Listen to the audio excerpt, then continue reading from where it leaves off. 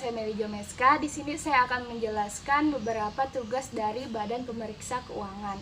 Yang pertama, memeriksa pengelolaan dan tanggung jawab keuangan negara. Nah, ini merupakan tugas utama dari BPK, di mana melakukan pemeriksaan pengelolaan dan tanggung jawab keuangan negara yang dilakukan oleh pemerintah dan lembaga negara. Yang kedua, yaitu pemeriksaan keuangan dan pemeriksaan kinerja, di mana segala sesuatu yang berhubungan dengan pengelolaan keuangan wajib diserahkan kepada BPK, di mana BPK ini akan memeriksa kembali apakah kinerja dari instansi atau lembaga pemerintahan negara sudah melaksanakan tanggung jawabnya dengan baik. Yang ketiga, yaitu melakukan proses pembahasan atas temuan dan juga hasil pemeriksaan. Nah, di sini setelah melakukan pemeriksaan terhadap instansi negara keuangan tersebut, BPK akan melakukan proses selanjutnya, yaitu melakukan proses pembahasan atas temuan instansi yang diperiksa. Bahkan bisa saja loh, ini hasil temuan BPK ini menjadi salah satu dasar munculnya kasus-kasus seperti korupsi, penggelapan uang negara, dan lain sebagainya. Mungkin itu saja yang dapat saya jelaskan. Penjelasan selanjutnya akan dijelaskan oleh Saudara Ilham. Saya persilakan. Perkenalkan, nama saya Ilham. Di sini akan melanjutkan penjelasan dari Saudari Meli tentang tugas BPK. Di poin keempat, merencanakan dan melaksanakan proses pemeriksaan keuangan negara. Tugas yang tidak kalah penting dari BPK ini adalah melakukan perencanaan dan juga melaksanakan dari proses pemeriksaan keuangan negara. Jadi, BPK ini memegang penuh kendali atas kapan mereka akan melakukan pemeriksaan terhadap instansi tertentu mengenai pengolahan keuangan serta instansi bertanggung jawab atas keuangan tersebut. Di poin kelima, meminta keterangan berkaitan dengan lembaga negara yang akan diperiksa. BPK akan memeriksa satu lembaga pemerintah terkait dengan pengolahan dan juga tanggung jawab keuangan dari dalam instansi tersebut.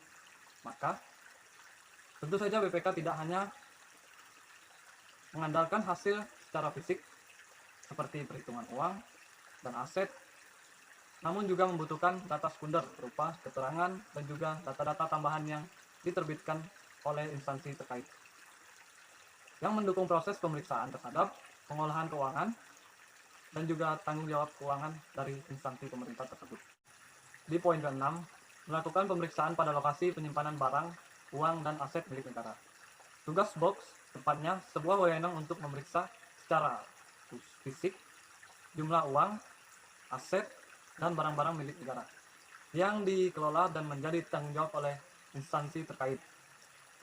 BPK akan melakukan pemeriksaan langsung pada lokasi penyimpanan barang, uang, dan aset tersebut dan menghitungnya secara teliti sehingga diperoleh hasil yang akurat, sah, dan dipertanggungjawabkan sesuai dengan kode etik dan juga protokol yang berlaku pada instansi pemerintah tersebut dan juga BPK itu sendiri. Sekian dan terima kasih. Selanjutnya akan dilanjutkan oleh Saudari Sri Rahayu. Perkenalkan, nama saya Sri Rahayu. Di sini saya akan melanjutkan, menyebutkan, dan menjelaskan tugas dari BPK serta fungsi dari BPK.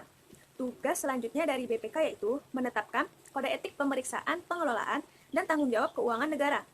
Maksudnya di sini, untuk melakukan proses pemeriksaan keuangan, harus dibutuhkan protokol serta kode etik tertentu yang dapat membantu semua pihak, baik itu pihak BPK maupun pihak instansi atau lembaga pemerintahan yang akan diperiksa dan tidak dirugikan. Karena itulah, BPK memiliki wewenang untuk menerbitkan kode etik pemeriksaan agar BPK tidak melanggar kode etik yang sudah ditetapkan. Lalu, tugas BPK yang selanjutnya yaitu merekrut tenaga ahli untuk bekerja atas nama BPK. Hal ini dapat membantu BPK dalam melakukan proses pemeriksaan pengelolaan keuangan, serta akan tunduk terhadap protokol dan kode etik BPK itu sendiri. Baiklah, selanjutnya saya akan menjelaskan tentang fungsi dari BPK. Fungsi BPK yang pertama yaitu memeriksa pengelolaan dan tanggung jawab tentang keuangan negara. Di sini BPK itu berperan sebagai pemeriksa kegiatan terhadap pengelolaan dan tanggung jawab terhadap keuangan negara. Selanjutnya, fungsi BPK yang kedua yaitu mengawasi pengelolaan dan tanggung jawab tentang keuangan negara. Jadi di sini BPK juga berperan sebagai pengawasan atau mengawasi suatu pengelolaan dan tanggung jawab tentang keuangan negara. Baiklah, cukup sekian penjelasan dari kelompok kami tentang tugas dan fungsi dari BPK. Terima kasih.